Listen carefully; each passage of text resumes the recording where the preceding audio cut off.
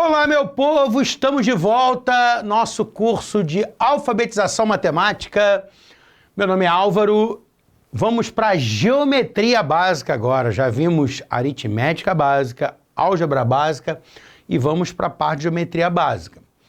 É claro que geometria ficou por último porque a gente vai precisar usar conceitos que a gente viu em aritmética e em álgebra no capítulo de geometria, no curso de geometria. Tá bem? Então vamos começar como a gente começou todos os outros. Do 0, 0, 0, 0. Bem do iniciozinho, para a gente entender os primeiros conceitos e para a gente conseguir solidificar esses conhecimentos na nossa cabeça. Tá bem? Se você acha que esse início está muito básico para você, não tem problema. Você pode pular algumas aulas e para outras aulas que te interessem mais, tá? Que de repente sejam mais focadas naquilo que você está precisando nesse momento. Mas a gente vai começar muito do zero, tá bom? A gente vai começar pelo início de verdade, tá bom? Então vamos começar falando dos termos primitivos. Os termos primitivos são palavras que a gente aceita sem definir. Coisas que a gente não vai dizer o que é. A gente, no máximo, vai dar algumas propriedades, mas a gente não tem artifícios para poder, definir essas palavras. Por quê? Porque essas são as primeiras palavras dessa nossa ciência. E, como são as primeiras palavras dessa ciência, não tem nenhuma referência anterior para poder definir essas palavras, que são os conceitos de ponto, de reta e de plano. Como eu falei, a gente não vai definir, mas a gente vai dar algumas características. Por exemplo, o ponto, ele não tem tamanho, ele não tem dimensão, ele não é pequenininho, ele é muito menos do que isso. Ele tem tamanho zero, ele tem comprimento zero, ele tem largura zero, ele tem área zero. O ponto, ele é sem dimensão, o ponto, ele é adimensional. E ele é amorfo, né? Apesar da gente representar ele por uma marquinha redondinha, ele não tem forma. Ele não tem forma e ele não tem tamanho. Ele é amorfo, sem forma. Ele não é redondinho, ele não é quadradinho, ele não é nada. Ele simplesmente não tem tamanho e ele não tem forma. Então, pela primeira palavra que a gente vê na geometria, a gente vê que a gente está diante de um conceito muito abstrato, certo? Que a gente vai precisar trabalhar dentro da nossa imaginação e que não tem, a princípio, equivalente no mundo físico, tá? A reta. A reta, ela é infinita em extensão. Ela é infinita para a direita e para a esquerda. Ah, professor, o meu professor coloca, ou então a minha professora coloca uma setinha para a direita e para a esquerda, representando que a reta vai para os dois lados. Sem problema, se quiser pode colocar, tá? Então, a reta, ela é infinita em extensão. Ela é infinita para a direita e ela é infinita para a esquerda. Ela tem espessura nula. A espessura da reta é zero. Ela não é fininha. Ela é muito menos do que fininha. A espessura dela é zero absoluto. E ela é contínua. O que significa dizer que a reta é contínua? Significa dizer que ela não tem buracos, ela não tem lacunas, ela não tem regiões desprovidas de pontos. Certo? Ela é totalmente preenchida por pontos. E ela é densa. O que significa dizer que a reta é densa? Significa dizer o seguinte: se eu pego dois pontos da reta, sempre existe um terceiro entre eles. Opa, mas se eu pego dois pontos e sempre existe um terceiro entre eles, entre esses dois pontos também tem um terceiro. E entre esses dois pontos também tem um terceiro. Mas entre esses dois pontos tem um terceiro, e entre esses dois um terceiro, e entre esses dois um terceiro, e entre esses dois um terceiro, e entre esses dois um terceiro, terceiro, terceiro, e esse processo não termina nunca. Então, se eu garanto que entre dois pontos da reta sempre tem um terceiro, eu garanto que sempre existe uma infinidade de pontos. Entre dois pontos da reta, por mais próximos que eles sejam, sempre tem um terceiro. E se tem um terceiro, tem infinitos. Porque esse processo não termina, ele continua, continua, continua. Legal? Então, eu digo assim que a reta é densa. Se tem 2 pontos, se eu pegar 2 pontos da reta, sempre tem um terceiro. Então tem uma infinidade. Então a reta é densa. O plano ele também é infinito em extensão. Né? Imagina aqui o topo de uma mesa, mas só que é muito mais do que o topo da mesa, é como se fosse uma mesa que continuasse para a direita, para a esquerda, lá para dentro, aqui para fora. Então, é uma mesa que ela tem uma extensão infinita, para a direita, para a esquerda, completamente. Ela tem espessura 0, certo? O plano ele tem espessura 0. Não é uma mesa fininha, é muito menos que uma mesa fininha. É uma mesa com espessura 0. Ele é contínuo, ou seja, ele não tem buracos, ele não tem lacunas, não tem regiões providas de pontos, ele é totalmente preenchido por pontos. E ele é denso, não é densa. Ele não é contínua, ele é contínuo. E ele é denso. O que significa dizer que ele é denso? Que entre 2 pontos quaisquer do plano, sempre existe um terceiro, mas entre esses 2 tem um terceiro, e entre esses 2 tem um terceiro, e entre esses 2 um terceiro, e entre esses 2 um terceiro, e esse processo não termina nunca. Então, se eu garanto que entre 2 pontos quaisquer do plano sempre tem um terceiro, tem uma infinidade. Isso caracteriza o plano como denso.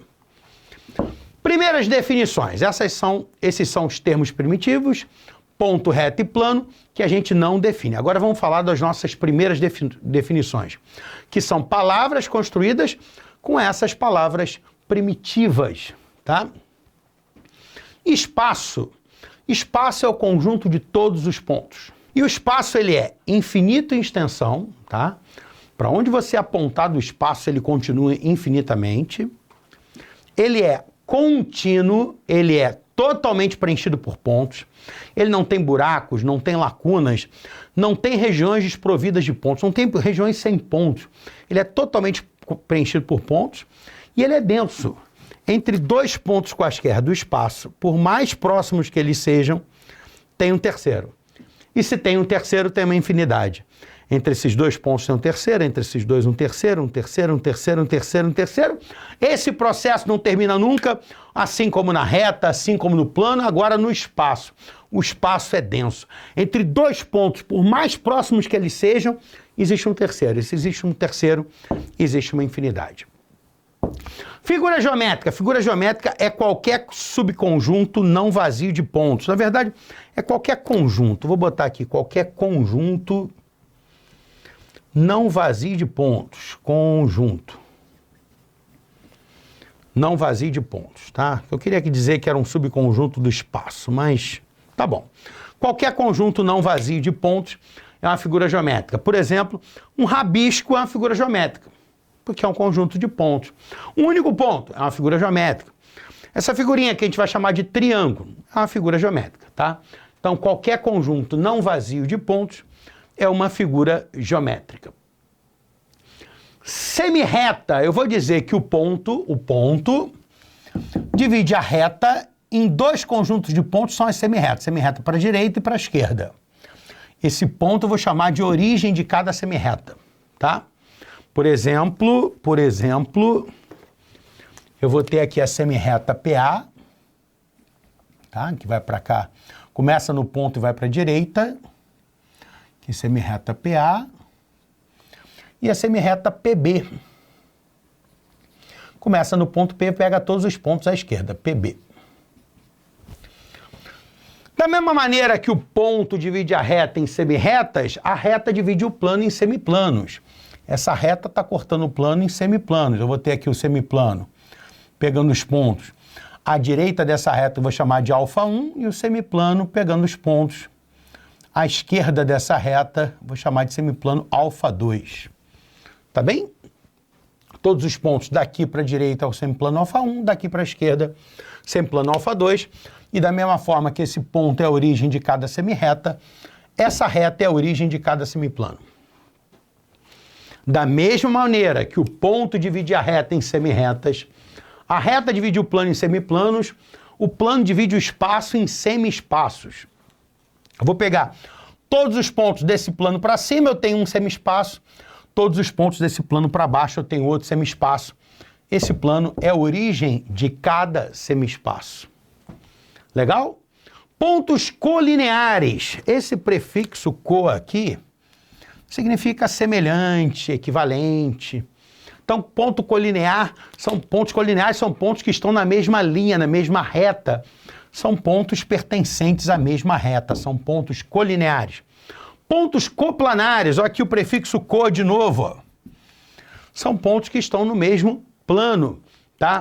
São pontos pertencentes ao mesmo plano. Pontos que estão no mesmo plano, a gente vai chamar de pontos coplanares. Ângulo. A gente tem ideia de ângulo, geralmente, quando ensinam pra gente, que ângulo é uma abertura, né? O quão aberto está o ângulo. Mas, na verdade, o ângulo é uma figura geométrica. E uma figura geométrica é um conjunto não vazio de pontos.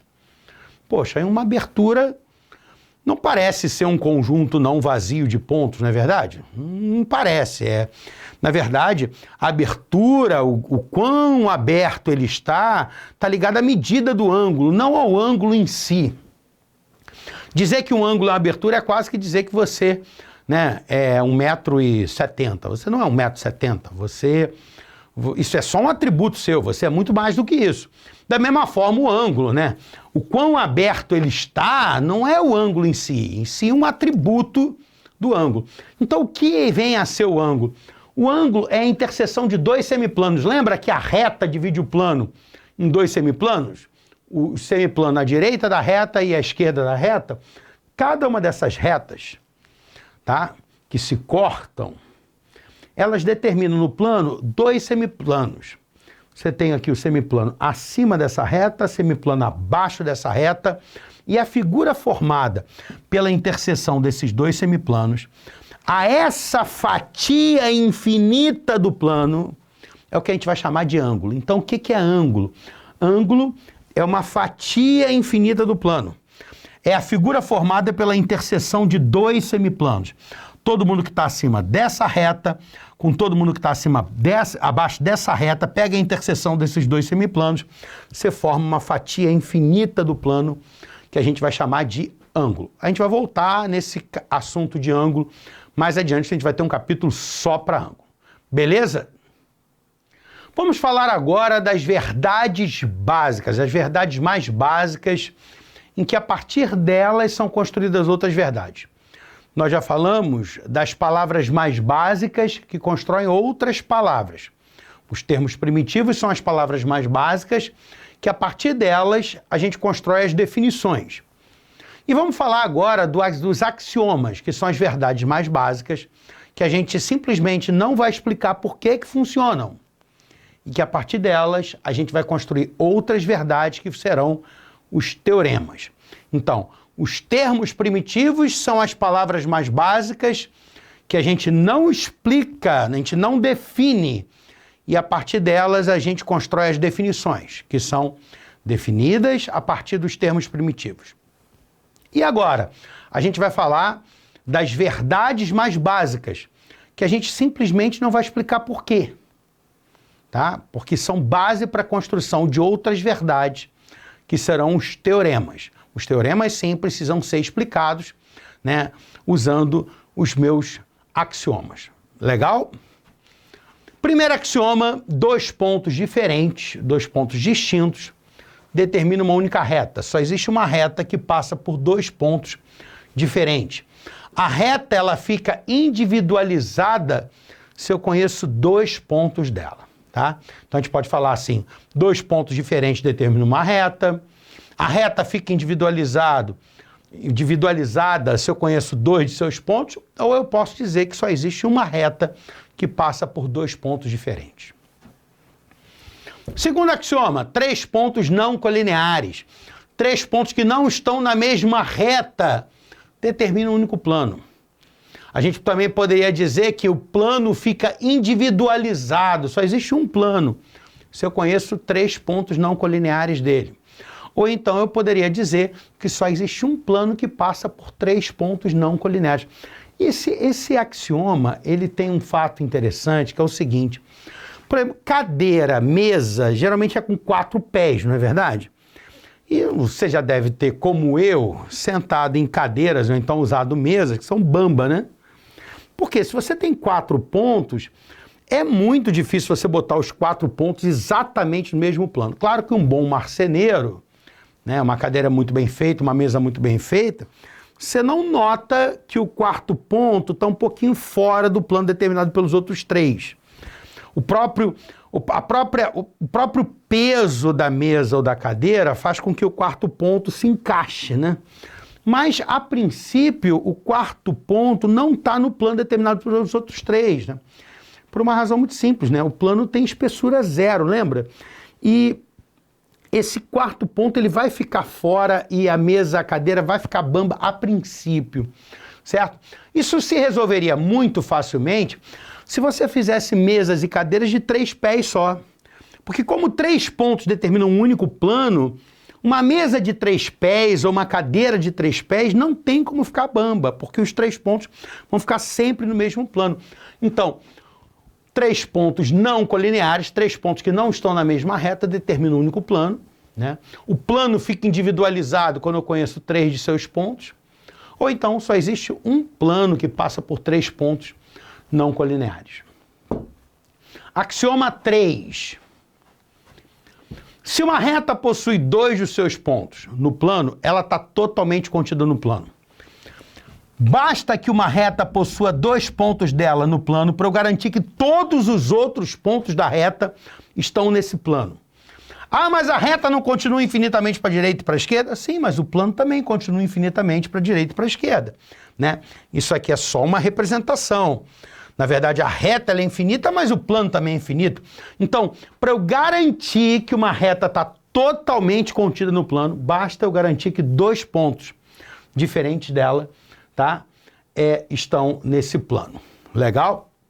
Se uma reta possui 2 de seus pontos pertencentes a um plano, ela está totalmente contida no plano. Ótimo. Axioma 4. A interseção de 2 planos diferentes, se existir, tá, ela será uma reta. Como assim, se a interseção existir? Por exemplo, se você pega o teto de uma sala e o chão de uma sala, são o que nós chamamos de planos paralelos. Eles não têm interseção, tá? O teto da sala e o chão da sala não se intersectam. Então, né, são planos diferentes, mas que não se intersectam. Agora, se você tem 2 planos diferentes, distintos, que se intersectam, ou seja, se a interseção existir, ela vai ser uma reta, tá? Quando você pega um plano e corta pelo outro, a interseção é uma reta. Axioma 5. Por um ponto exterior a uma reta, por um ponto fora de uma reta, pode-se traçar uma única reta paralela à reta dada. Que história é essa de reta paralela? São 2 retas que estão no mesmo plano, as 2 estão no mesmo plano do quadro, e as 2 não se encontram, tá?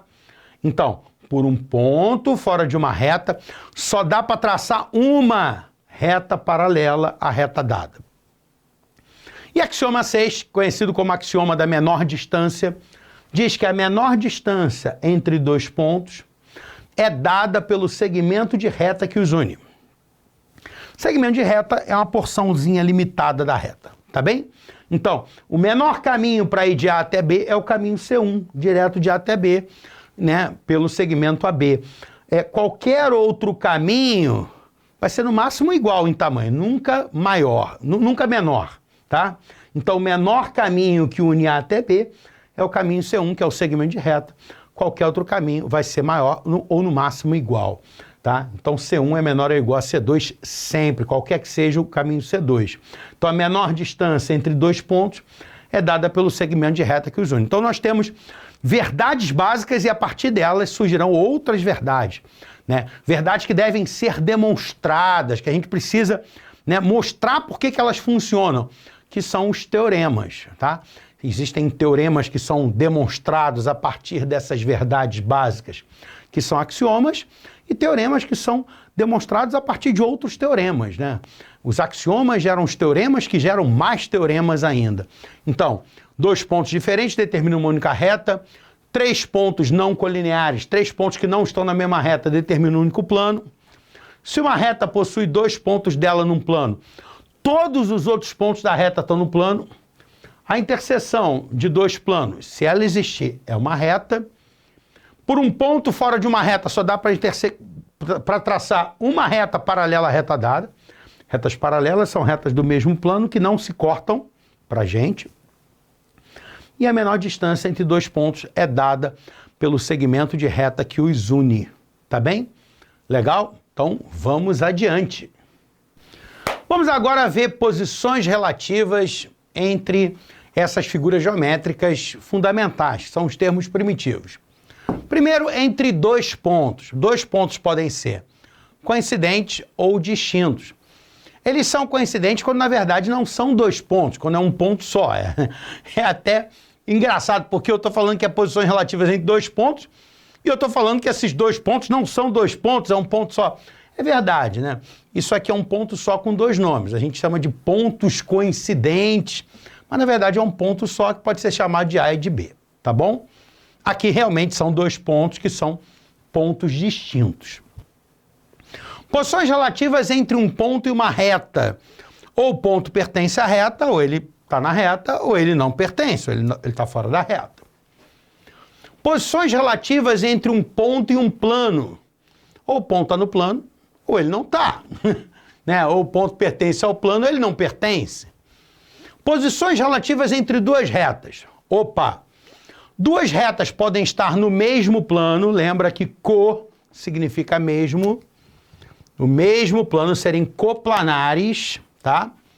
Ou elas podem não estar no mesmo plano, que são retas reversas. Já vamos ver o que é isso aqui. Coplanares, se elas são coplanares, se elas estão no mesmo plano, elas podem ser coincidentes, concorrentes e paralelas. Coincidentes quando elas não são de fato duas retas, quando é uma reta só com dois nomes, que nem o lance lá dos pontos coincidentes, tá? Uma reta só com dois nomes é uma única figura geométrica que a reta pode ser chamada de R ou de S. Concorrente quando a interseção entre elas é um ponto. E paralelas quando, além de coplanares, além de estarem no mesmo plano, elas não se intersectam. A interseção é vazia. Tá? Cuidado, porque retas que não se intersectam nem sempre são paralelas. Para serem paralelas, primeiro elas precisam ser coplanares, elas estarem no mesmo plano. E além disso, terem interseção vazia, não se intersectarem. Por que eu estou dizendo isso? Porque existe o caso das reversas. As reversas, elas também não se intersectam e, no entanto, não são paralelas. Imagina aqui uma caixinha, que eu botei uma caixinha meio torta, tá? De propósito. E aí você tem essa reta aqui da caixinha e essa reta aqui da caixinha, tá? E elas não se intersectam. É como se tivesse uma aqui e outra aqui, tá vendo assim? Uma coisa assim. Como é que você vai desenhar isso, né? É melhor você desenhar um paralelepípedo, que é essa figurinha que eu desenhei aqui, para dar uma noção mais espacial, senão fica uma coisa meio doida, né? Se eu tivesse desenhado, por exemplo, isso, ó, a reta S aqui, a reta R aqui, não ia dar para ver nada, né? Legal? É exatamente essa situação. Uma tá aqui, a outra tá aqui, mais ou menos assim, tá?